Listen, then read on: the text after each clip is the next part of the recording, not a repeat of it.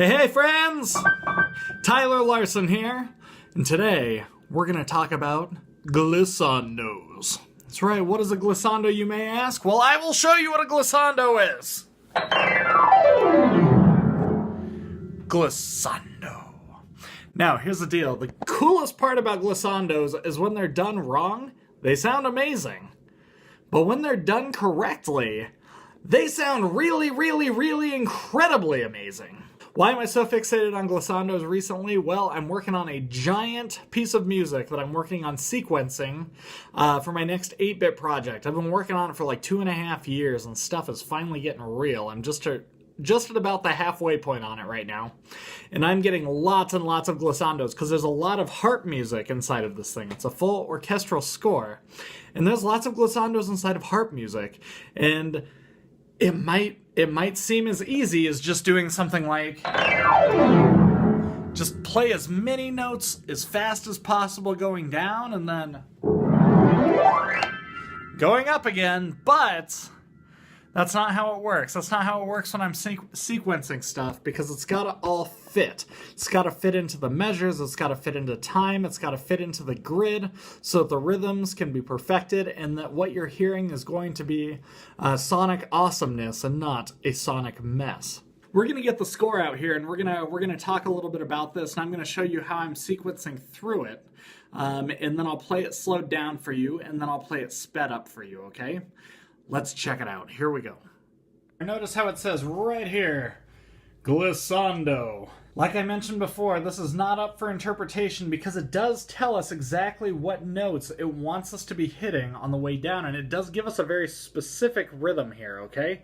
Notice over here, we've got more of a free-form glissando. They do want you to hit every chromatic note going up and then all the way back down. I've already counted out the notes inside of each one of these passages here. It looks like it's all just one consistent thing, but there's actually 18 notes inside of this measure. There's 21 notes inside of this measure. So we need to make sure when I get this sequenced out, I need to make sure that there are exactly 6 notes per beat inside of this particular measure, because we're in 3/4 time. This is a waltz that I'm working on. This measure's in 3/4 time as well. And with 21, that means that we've got to make sure that there's exactly 7 notes per beat. The next thing that I noticed when I started sequencing this out is we're going to zero in, really get close here. All right, you're going to start noticing some interesting discrepancies here. C sharp and D flat are the same note. E and F flat are the same note. And we've got a G, and it looks like the G is standing alone because we're jumping straight to A sharp and B flat, which are the same note. So you're starting to see here that if we went with the model of what this pattern looks like, it looks like we're just doing a clean sweep from the lowest note on the harp all the way up to the highest note on the harp. And that would sound awesome. I promise you, sequencing all kinds of 8-bit stuff, glissandos like that sound amazing when they're done in time and they're done perfectly. But we're going to send it to another level of amazing because the guy who composed this piece of music was very diligent with exactly how he wanted these glissandos to sound. But what I've done here is I've created a series of notes, and I slowed it way down, and then I played it really slowly. And then what I was able to do is go ahead and snap it to 24th notes. And Logic is pretty good about getting that exactly where we want it to be. We're going to have a little bit of trouble in the next measure where we need to get it into intervals of 7. But I've had some previously saved glissandos that I worked out to have that rhythm perfected already. But you'll see what I did here was we went ahead and we got that glissando written out one note at a time. And we just slowly did that for the entire measure. So you'll see we've got 6 notes on this beat. That's beat 1, beat 2, beat 3. 1, 2, 3, 4, 5, 6. 1, 2, 3, 4, 5, 6. Started getting a little crazier in this measure over here, though.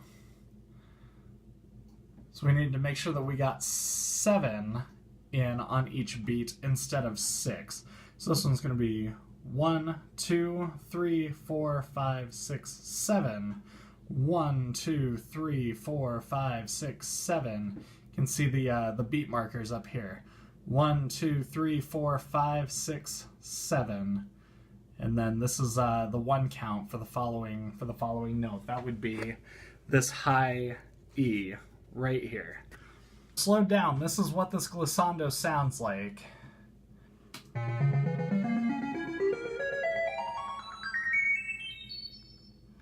One more time.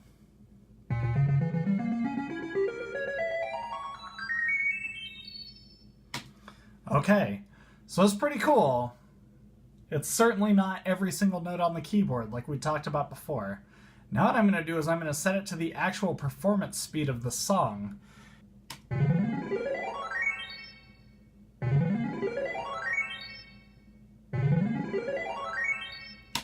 Again, it sounds so much different than if I were to just go ahead and run my hand down the keyboard, all the way down and then all the way back up.